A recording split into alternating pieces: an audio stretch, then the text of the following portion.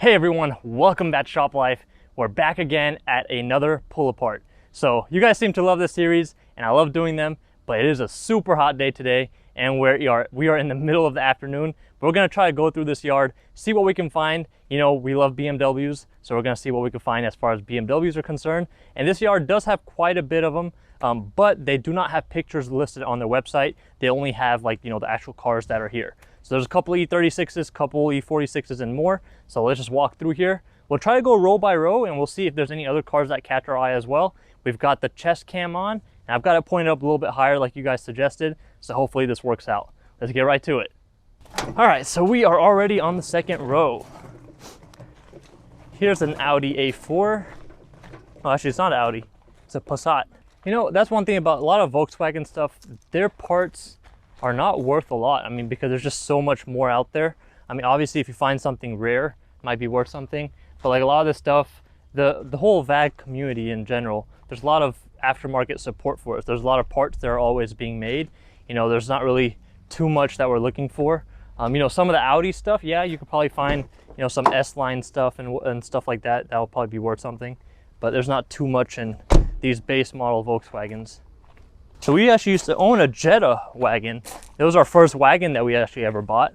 And that one we actually drove cross country a few times and broke a lot of stuff in the process. That's one thing about Volkswagen, like the Jettas and stuff like that, that I don't like. So we drove that cross country from California to North Carolina after we bought it. And it just was not a stable car. I mean, you get up to like 100 miles per hour and it just does not feel, does not like, you know, instill any confidence while you're driving. So I'm not a big fan of Volkswagens to begin with. You know, S4s and any of the S cars, obviously those are going to be good as far as Audi's concerned, but I'm not too big of a Volkswagen person. But yeah, let's see what we can find here. I think they put all new gravel out here, so it's not really compacted yet. I think I see an E39 to the left. Let's see.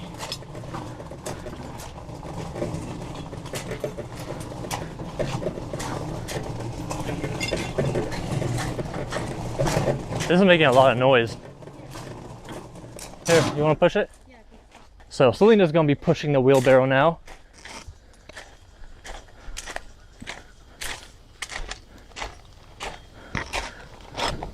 Okay, I had mistaken. It wasn't an E39, it was actually an E46. Fun fact, this is actually the first pull-apart video that we filmed was at this exact yard. So I think this car was there when we had filmed that. So let's see if there's anything, you know. Yeah, I remember specifically talking about the engine harness on this one where somebody had cut everything out. So yeah, I think this car was here. But we'll still check it out. It's not sport, so it doesn't even have the sport wheel. I do like this color though. It's actually not that common of a color. I think it's called like a seafoam green, I believe. All right, let's keep going. Let's see, here's a 7 Series. I'm still on the search for some all-weather mats. So hopefully we find some today.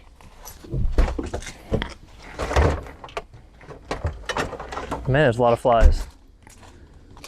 On to the next row.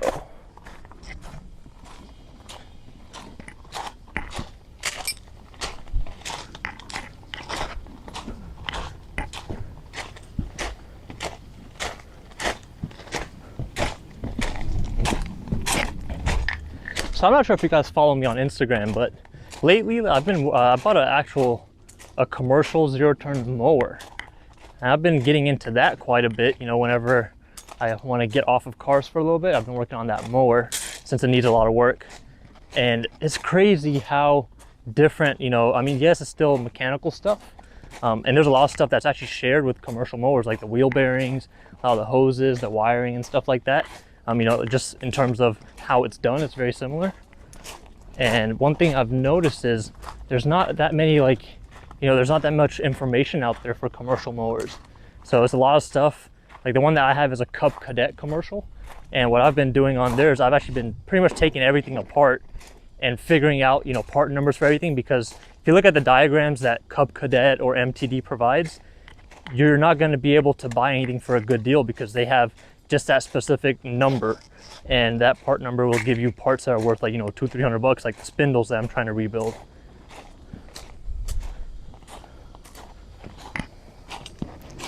But yes, I've been, you know, taking all that stuff apart, and it's crazy. I wish there was like a pull apart just for, you know, lawn equipment, tractors and forklifts and stuff like that, but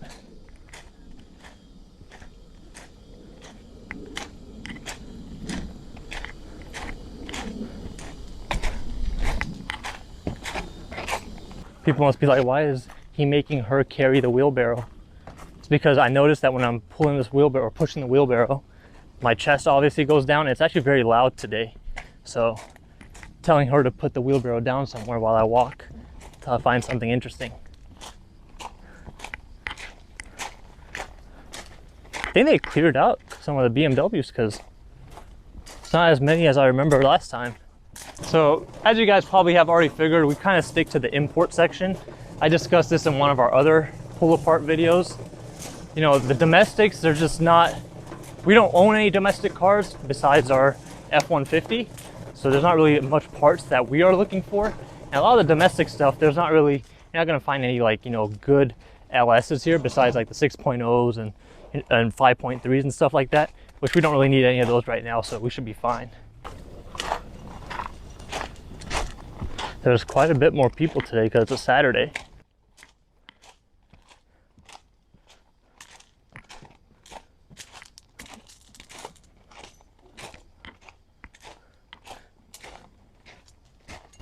Watch most of the BMWs be on the other side.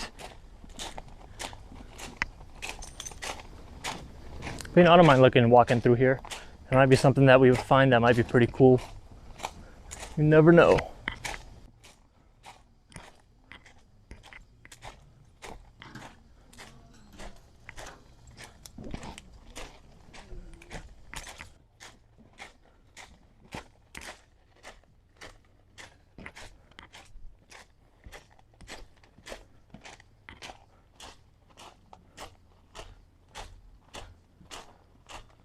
A lot of Volvos. I've seen quite a bit of Volvos, quite a bit of Subarus.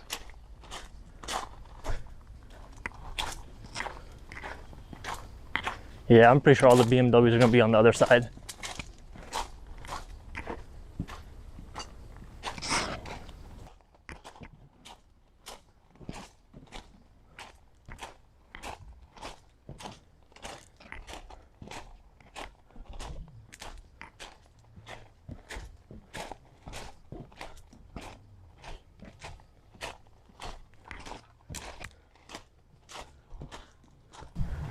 It'd be really cool if we found some cool wheels.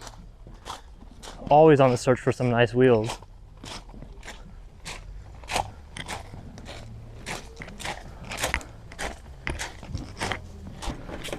Oh, I see some BMWs.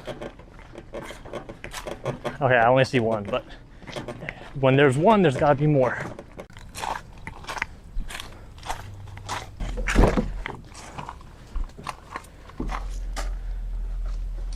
All right, this must have been here for a while. The whole interior is pretty much stripped out.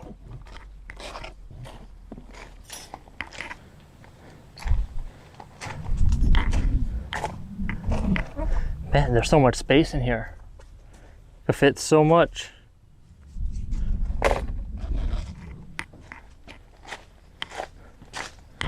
Let's keep walking.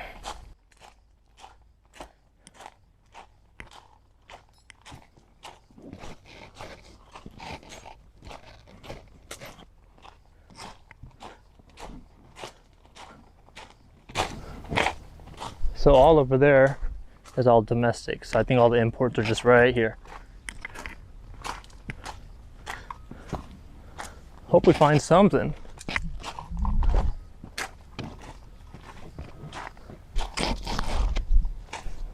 Walk through a spider web.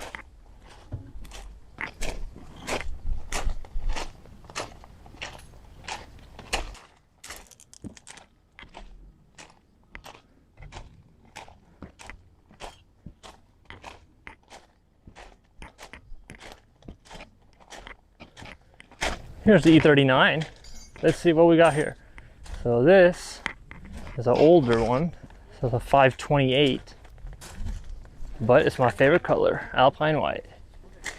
So usually with these pre-facelift ones, there's not really too much stuff that's gonna be worth a lot, unfortunately.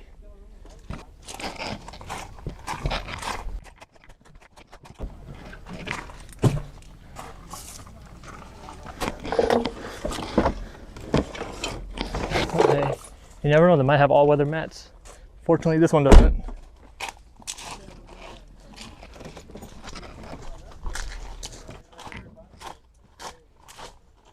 Let's see what's there.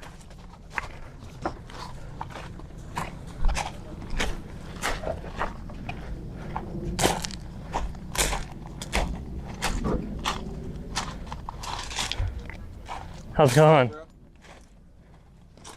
It's pretty pulled apart when I got here. I just got a M50 intake manifold out of it. Oh, you did? Yeah. Oh, that's what's up. Yeah. Hey, at least something. Yeah, I'm thinking about that back too. Like, Yeah, both of those actually look pretty good. They're not even leaking. Yeah? Yeah. Man. I trashed the wiring motor. It's pretty bad getting it out. That's all good. Yeah. It's pretty beat up too. It is. I was wondering what kind of dips under it, but it's like shaky. I don't want to go under it. Yeah. Now let me see if I could probably tell you. I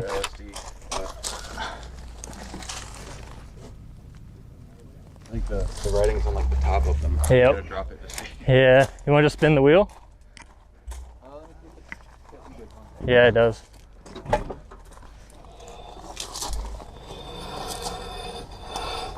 It's open. Yep. Yeah, I was going backwards. You were going forward. Yeah. Open diff. Yep. Oh man. Hey, well, good luck. No problem.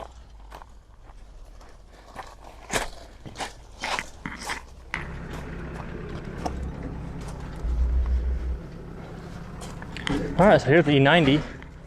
The other guy that we just met, he was pulling apart that E36. He actually got the M50 intake off of there, which is always a good deal. But then he wanted to see if it had a limited slip diff. Unfortunately, it didn't. Otherwise, that would have been a score.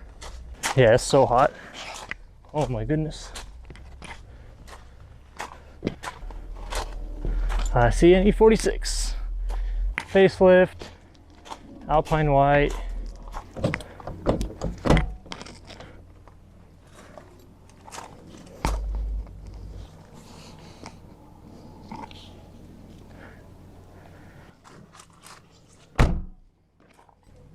Something smells like it's on fire.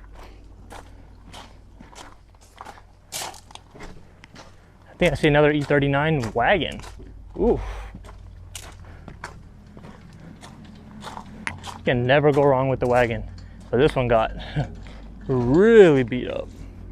Seems like something like just fell on it from right here. Wow.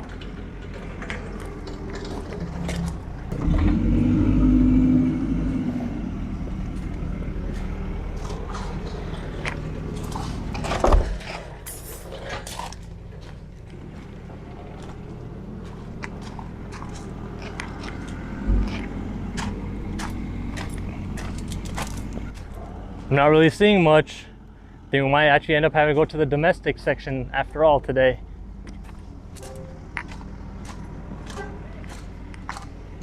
Oh, I see an E60. Ooh, a 190E.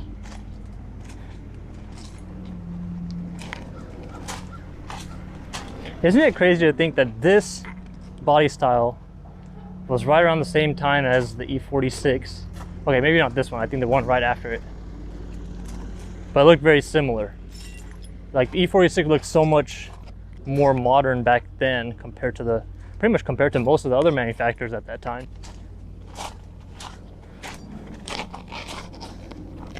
Speaking of E46s, man, this one's like similar damage as that E39.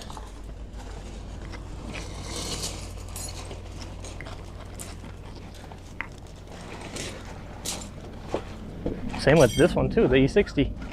Almost the same exact damage. Wow, that's really weird. Oh, maybe they were just stacked on top of each other. Who knows?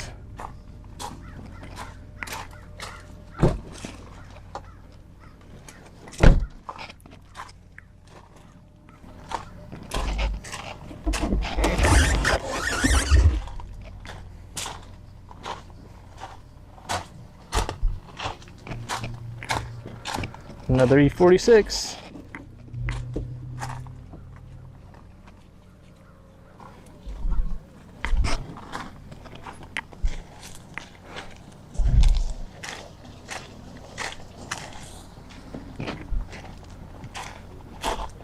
Well, it seems like somebody just yanked the engine out without taking anything else off.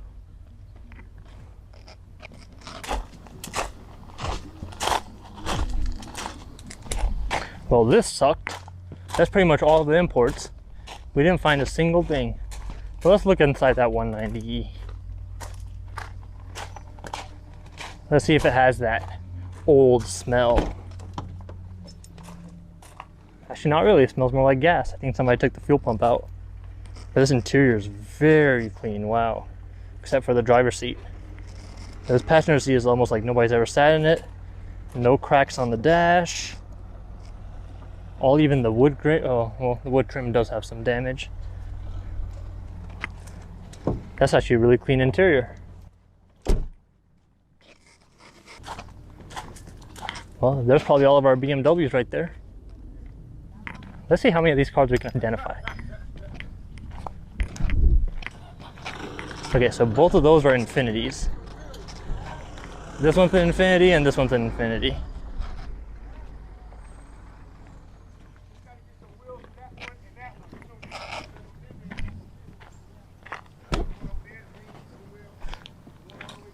Obviously that's some kind of truck.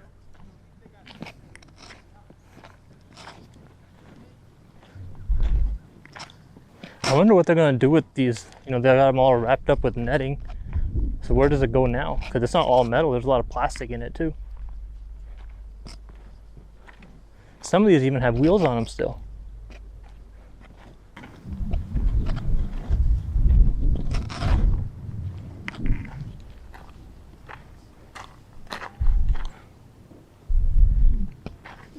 Let's see if we see anything cool. Wait, there's a Mercedes over there. All the way in the corner. That's not a domestic.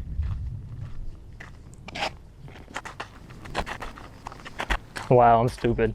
That's a Mercury. I saw the tail lights, like you know how there's a triangle like the Mercedes? Man, need to get my eyes checked. It's a Mercury Montego.